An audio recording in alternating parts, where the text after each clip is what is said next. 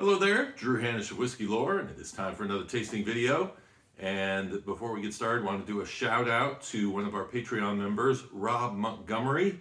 Thank you so much for continuing to support the podcast and support the show, support my drinking habit. My chance to bring all of this great stuff to you for as little as $60 a year. I mean, the price of a bottle of whiskey. Would love to have you guys also on Patreon at Whiskey Lore. So go to patreon.com/Whiskey Lore for that. Today I am doing a tasting of Evan Williams, and this is a bottle I've had around for a while, and I bought this right before the pandemic. I've had it now for 2 years. You're saying, man, if it's any good, why have you not finished it in 2 years? Well, I have a lot of whiskey. And honestly, I got to a point where I started going, I'm going to get out of drinking the value whiskeys and I'm going to start drinking stuff that is more that mid-price and higher. And so I started to ignore my value whiskeys, and I haven't had this in a while. So it's kind of fun to jump back in and do another tasting on this. And this is what I consider to be, along with Evan Williams Bottled in Bond, probably the best of value bourbons, because we're talking about a price point with Evan Williams Bottled in Bond white label. You can get that stuff. I've seen it as low as $17.99. Put down in the comments if you've seen it cheaper than that. This, I actually have a store by me that sells this at $22 a bottle, and this is a single barrel whiskey. And when they put single barrel on a bottle, it's almost like a policy of, yes, we're gonna gouge people for putting the word single barrel on the product, and they don't. I think you'll probably find this around $26 or so in most normal shops, but I do thank my local shop for keeping a good price on this. Really cool presentation too, because they tell you it was barreled on 1912. It was from barrel 160, and it was bottled on 12/17/19. So this is almost 8 years old. So we know its background. And so that's really cool. And then if you go to Bardstown and you get a chance to tour the distillery, then you're going to get a chance to walk into one of the warehouses where likely one of those barrels for this might be sitting. You just have no idea. So anyway, so let's go ahead and dive into this and do a little nosing and tasting. And me give you a little history on Evan Williams. I have said in the past, you may have heard me say this, that it frustrates me that on the regular packaging it says Kentucky's first distiller, because it's really hard to prove that sort of thing.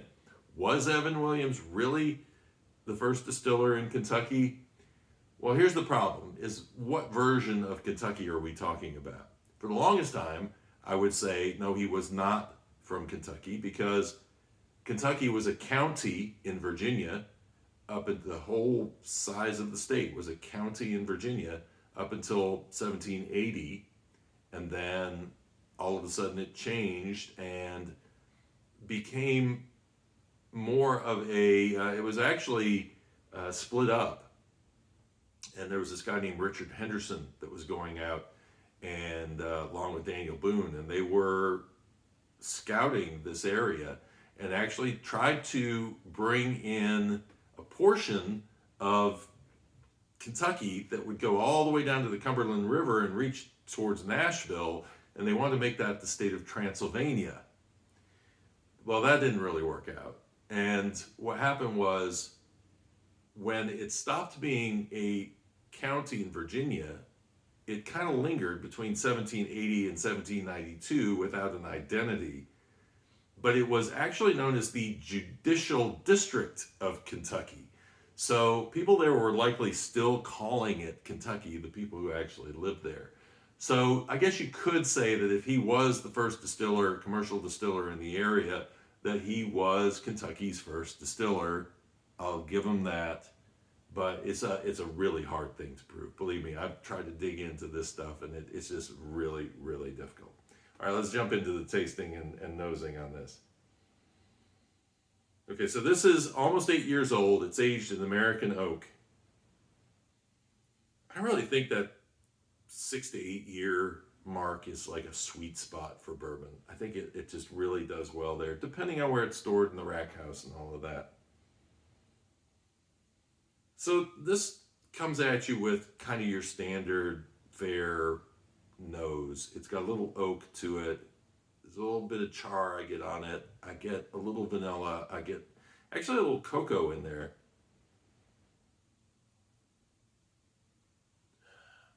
But it's not an overly strong nose on this whiskey.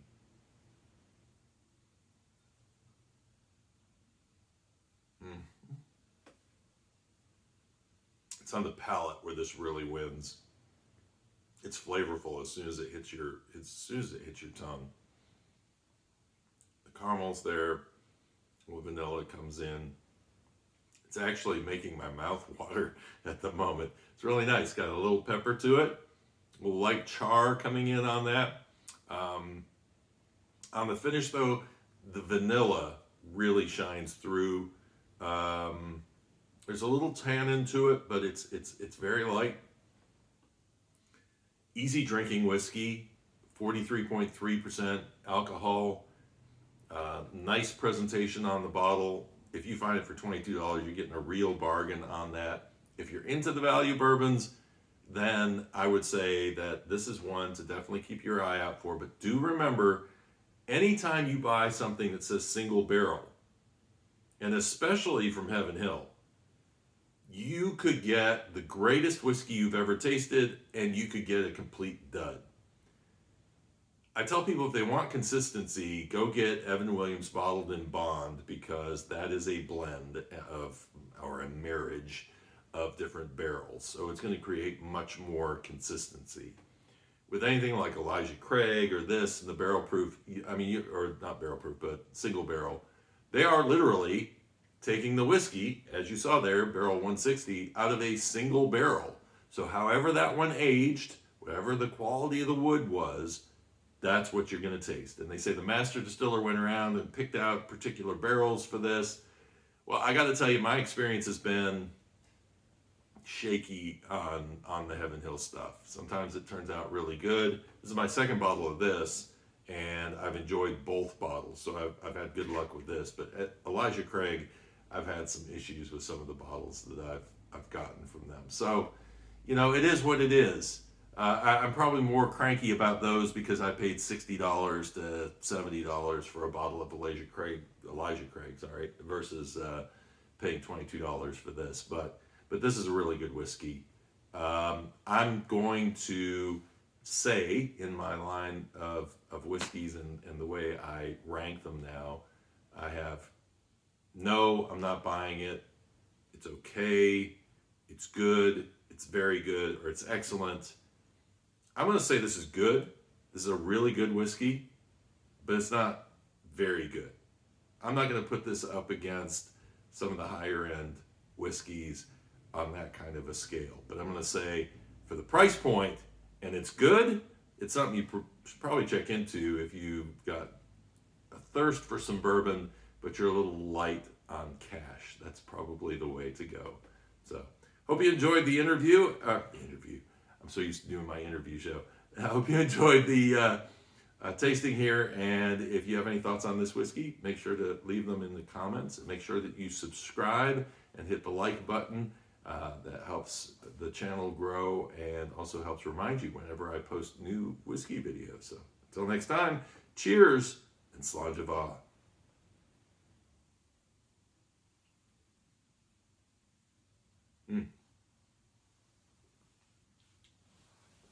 That's really nice.